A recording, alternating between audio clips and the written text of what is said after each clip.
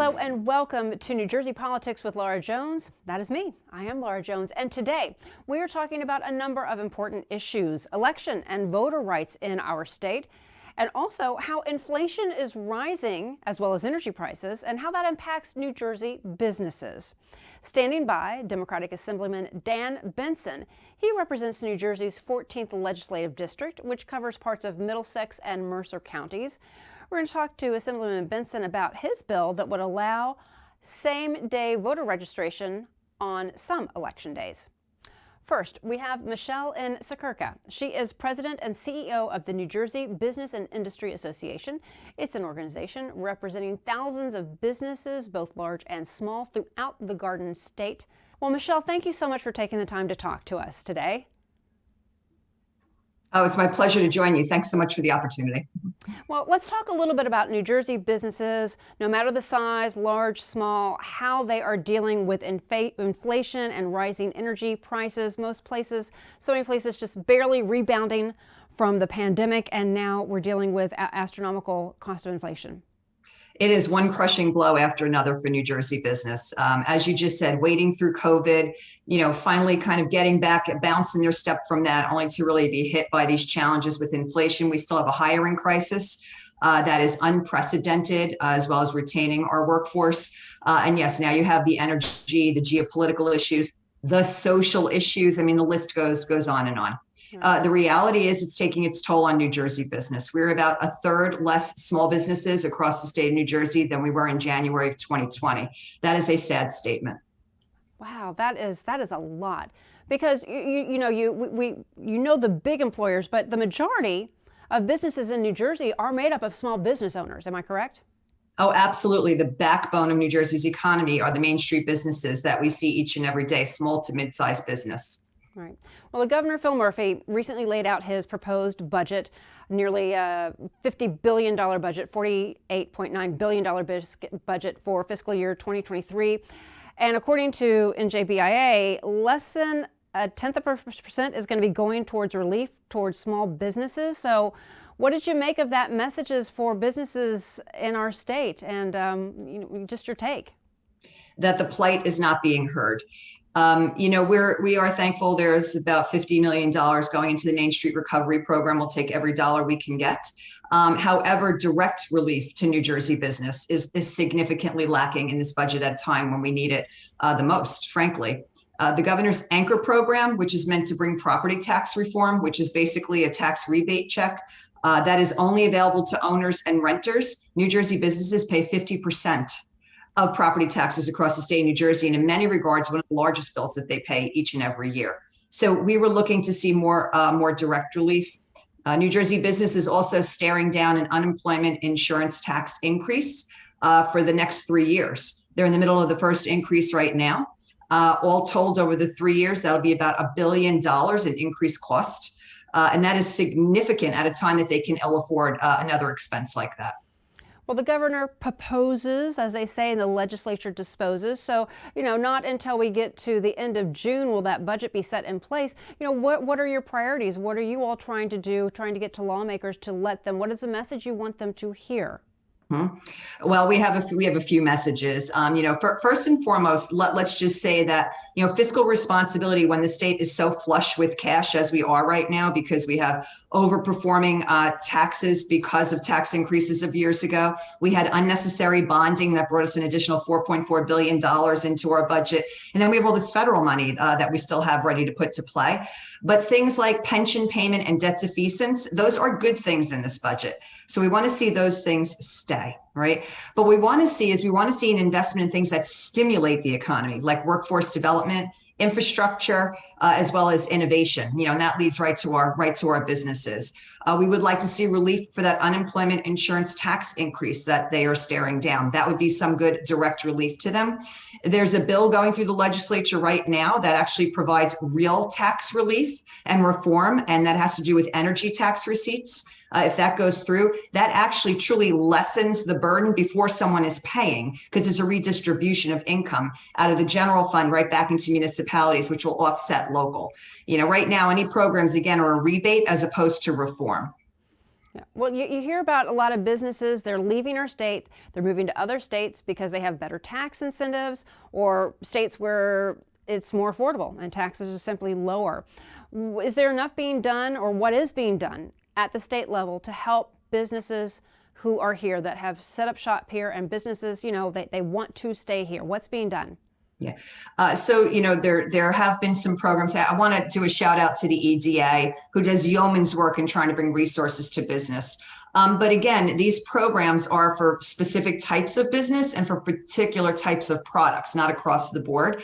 What we would like to see is more of a direct investment. When I use the term innovation, what might I mean by that?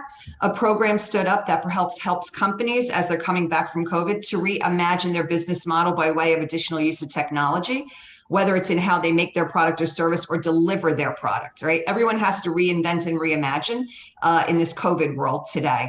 And also, trying to get our workforce back.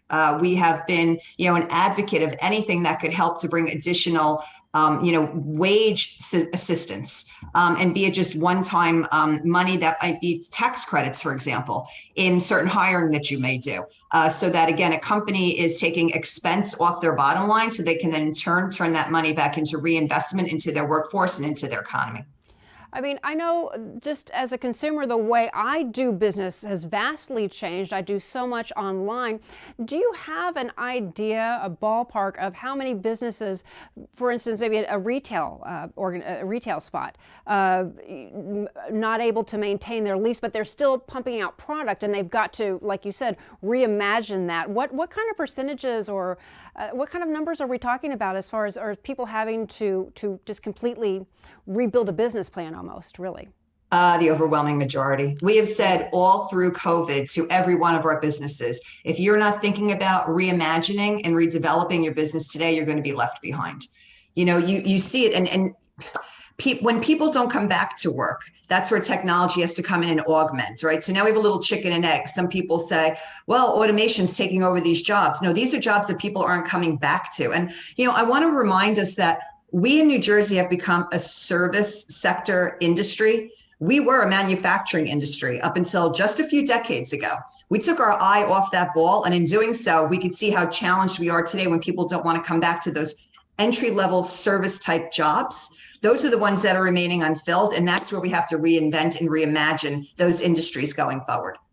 Is there more to that as far as not only keeping their businesses here, but having a workforce, recruiting people when they're leaving high school, keeping them in the colleges, keeping them trained, getting them into the businesses here instead of students going out to other states? I say this because I've got a senior myself in high school, applying to colleges all over. Are you working, or, is that part of some of the objectives that you're looking to achieve, is ensuring you have a workforce to meet the business needs? Oh, you just hit our sweet spot. I mean, we sit dead center at the table of workforce development on a number of levels. So, I mean, literally 7 years ago, we started the discussion about migration of our 18 to 34-year-olds. And what are we going to do to make New Jersey more attractive and affordable to our post-secondary students, like your own child, right? What's going to get them to look at New Jersey and get them to stay here versus leaving the state, because they are our future workforce. We have the #1 K-12 delivery system for education in the nation, right? At any point in time, we vie with Massachusetts on that, but they deliver it for about 30% less of a cost, okay? But we have to step back and say, why are we losing these students? Everybody's recruiting them because, they're the smartest in the country right now. Everybody wants them. What are we doing to keep them here? They're our future workforce. We have to mine that asset. To that regard, we are in an excellent partnership right now with the Council of County Colleges with a grant from government in order to set up career pathways and in-demand jobs. And literally, as we're speaking right now, the leadership and the collaboratives are underway with the work in that regard. All right, well, that's good to hear because, like you said, the K through 12, the services that the schools have, they really are some of the best in the country. And then we lose students. They go to other states, and then it's cheaper to live in this state. So, and then you lose all of these brilliant young minds that we've educated. moving back to what's happening right here and now with New Jersey Business and Industry Association, how are you helping businesses right now? Are you mainly, is there any, are you more, have you moved past the crisis mode and just trying to keep people afloat now that part of this, that part of the pandemic, it looks like, is hopefully over, or who knows? But now we have inflation. So are you, I guess, out of that constant state of being in an emergency operating mode? So we always at NJBIA, we always try to stay 3 steps ahead. We're a very proactive organization, constantly surveying our members on what their biggest challenges are so that we can get ahead of that, on policy, resources, education, assistance, et cetera. And we do it in every one of those regards. We lead on policy, we lead on resources, particularly for small business to help bring down the cost of doing business. We have incredible training and education programs, as well as compliance assistance, particularly in the area of HR.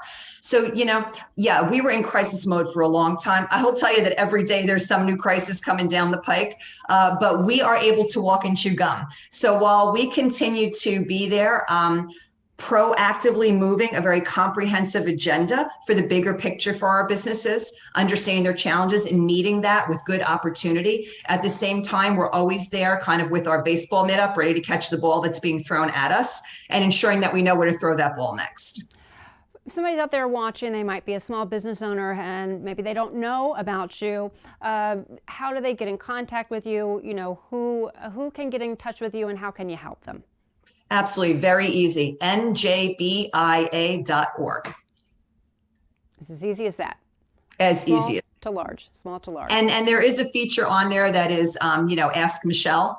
So they actually can put right in. There's numerous ways that they can communicate directly with us on the website, but all our contact information is there, be it phone numbers, email, website, social media, etc. njbia.org.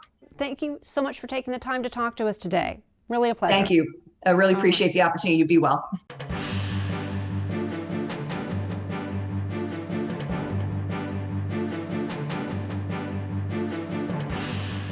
My guest now, Democratic Assemblyman Dan Benson. He represents New Jersey's 14th Legislative District, and we're so happy to have him here today. Welcome. Thank you so much. Glad to be here. Well, in New Jersey, it seems like we always are having an election instead of the Garden State. We joke that it should be called the Election State. Oh, no, absolutely. We have one every year, and I think it keeps people hopefully a little bit engaged. But we're a little unique, and in New Jersey, we like it that way. Yeah. Well, so voting rights, they've become a big issue at the national level and also here at the state level. So let's talk about some legislation that you are proposing that would give people access to register and vote on the same day on some elections. Tell me a little bit about that. Yes. So what our bill A1296, my sponsored along with Assemblywoman Swain, that was introduced last term, and we're carrying it through here, really isn't focused on recognizing that voting should be a universal right. And if it truly is, to the extent possible, people should be able to exercise that right. We've changed from 30 days to 21 days you had before an election to register. This says if other states can do it, and there's at least 19 that allow you all the way up to election day to register and vote, why can't New Jersey be the next state? Now, this bill, though, it would not allow that for all elections. Is it just for Correct. The general election? What election? So this is let's go through the list of what we used Sure. to have: the fire elections, correct, school elections, mm-hmm. municipal non-partisan elections, municipal, then primary, and then general. Yeah, thankfully, over the last 10 years, a lot of that's been moved to November, which is why it's even more important now to start talking about some of these changes, as we've saved money from moving many of the school board elections and fire elections to November. Even some of the municipal elections have now moved there. Trenton was the latest to move their municipal elections to November. We have an opportunity here to say, okay, in the general election, for the next 3 general elections, let's set up a pilot program that allows a certain location in each county to allow you to show up, register that day, get approval to then go to your polling place and vote by provisional ballot. Well, what's the story behind the legislation? What inspired you, or what gave you the idea? Yeah, well, I'm going to defer to the primary sponsor, Assemblywoman Swain, on why, but I think a lot of us are looking at this as we see all these changes we've done to try to, whether it's vote by mail, ballot drop boxes and everything else, to really increase the ability for folks to have an easy way to vote. This is just another aspect here of making sure that the franchise voting is as universal as possible. When we see other states in the nation trying to restrict voting, we just saw in Texas how many folks were denied being able to vote in their primary because of new draconian laws being done out there. We think New Jersey should be a beacon and moving in the opposite direction. If you have the right to vote, you should be able to use that right, even all the way up until election day. Right. I mean, voting, it is a sacred right. So absolutely. What type of identification, what would people need to do? What do they need to do now? Sure. Let's give us a refresher course, because, there's been a lot of changes, not changes, but, due to the pandemic, we did a lot more voting by mail that really we didn't do before. So can you tell us a little bit about what do you need to do now? Yes. So what you do when you register now is you fill out a form with information on that. You have the ability to put information to more easily identify yourself at the time of registration, whether it's a driver's license or a social security number. There's other ways to do it if you don't have those. But by and large, that's how folks do it. Or when they're registering a vehicle, when they're at the motor vehicles, they're able to register to vote at that time as well, particularly when folks turn 18. A lot of people register that way. And if you don't put that information, usually when you show up to vote for the first time, they will ask for some identification.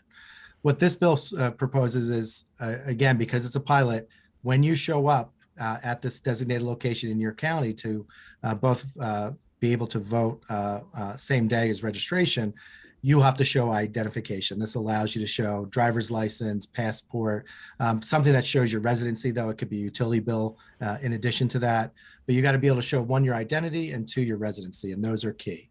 And then the second safeguard is when you do go to vote, you're going to be asked to vote provisionally.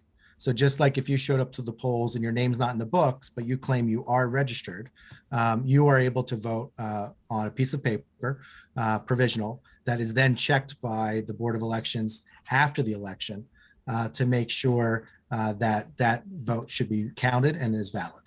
And in most cases, provisional ballots that do meet those requirements do get counted.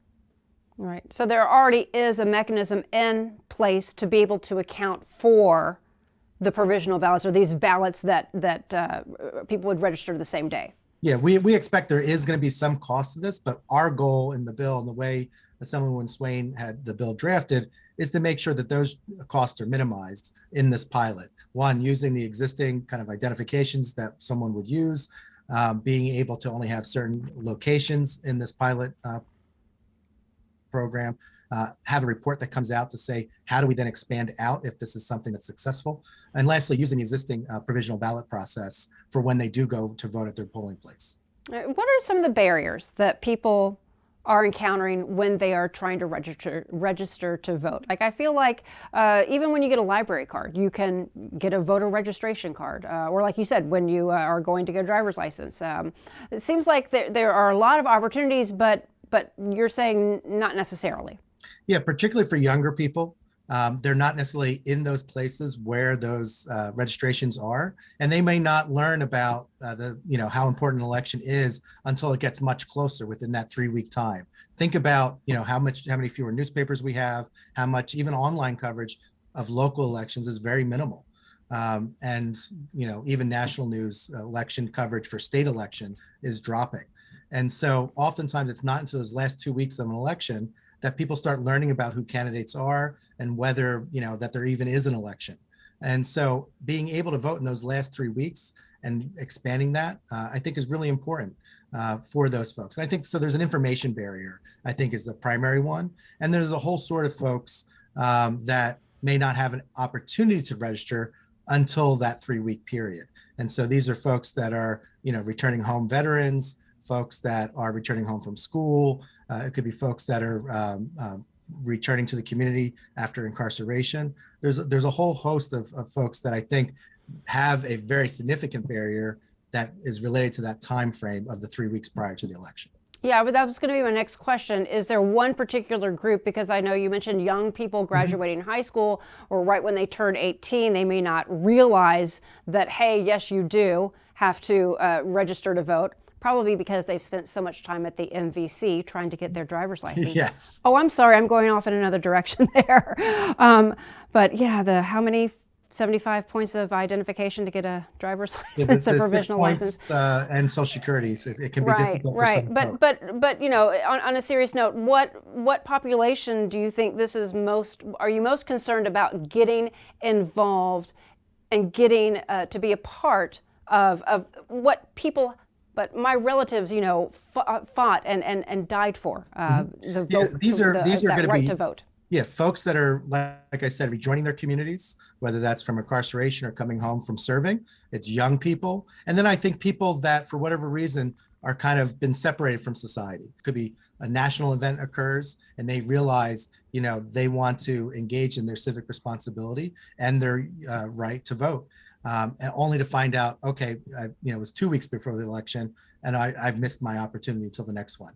And so I think anytime we have that opportunity to let people use that right to vote, we want to encourage that. And in New Jersey, it is confusing because we have a semi-closed primary, meaning when you come on primary day, if you're unaffiliated, meaning you're not registered Republican, registered Democrat, you can go and say, all right, I'd like to vote this party. And you can go and you can vote. Otherwise, if you are registered Republican, registered Democrat, you have to vote that. So it is kind of confusing. Yeah, and although this bill doesn't affect that because it only does the general elections, you know, our goal here is to try to encourage folks to use their right to vote, not only in the general, but in all elections that they have. You know, there are a few school board elections that are in April. There are definitely some very important municipal elections coming up in May. And so the more we think it's easier for folks to register, maybe they'll use this pilot to register for a general election, but then they'll get into the habit and know now that they can vote for, say, the municipal elections then the following year in their town. All right, and final thoughts, what we can do overall to improve access for the 2022, this upcoming election, because your pilot would not take effect this election cycle. So what do you think overall? I think, again, there's other bills out there that talk about really highlighting the importance and the access to vote by mail, using the drop boxes, all of those things I think are important, and coordinating, again, funding to make sure we have poll workers and all the kind of the skeletal elements of our election system. Because, you know, we've saw some problems even last year as more and more people are voting in these alternative methods. We need to make sure we continue to invest in the nuts and bolts of our election system. And keeping that integrity. Assemblyman Dan Benson, thank you so much for taking the time to talk to us. Thank you again.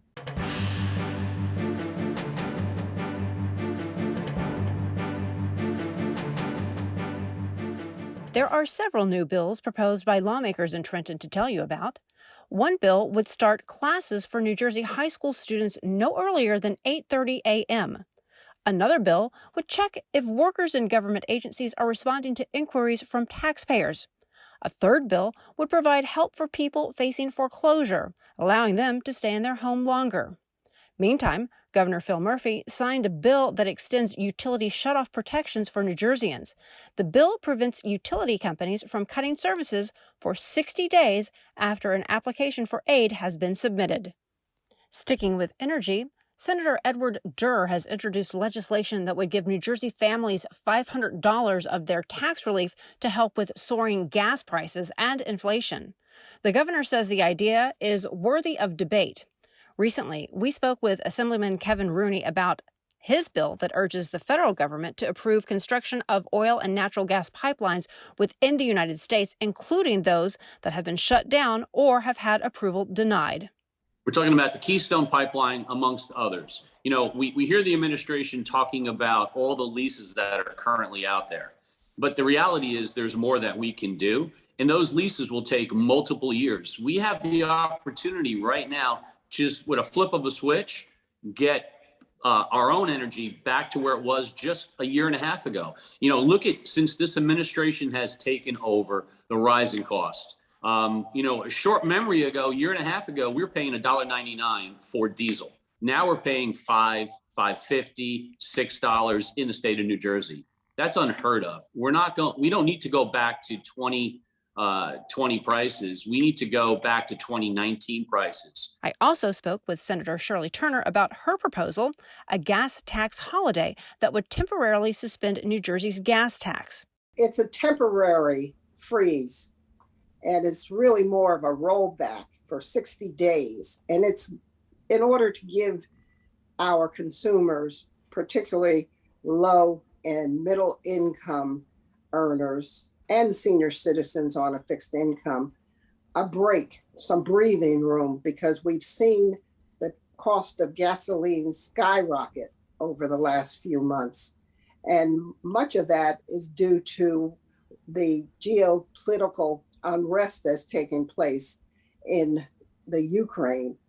So we would want to provide our people with some relief, because a disproportionate amount of the people's income, working families' income, is going to pay for gasoline to get back and forth to work, or to take their everyday trips to the doctor's office, or just to grocery stores. And of course, grocery stores have been hit hard too because of the gasoline spike, because transportation costs have really gone up enormously. And this is on top of the inflation. We have the worst inflation now than we've seen in the last 40 years. A gas tax holiday could lower prices by about 15 cents per gallon.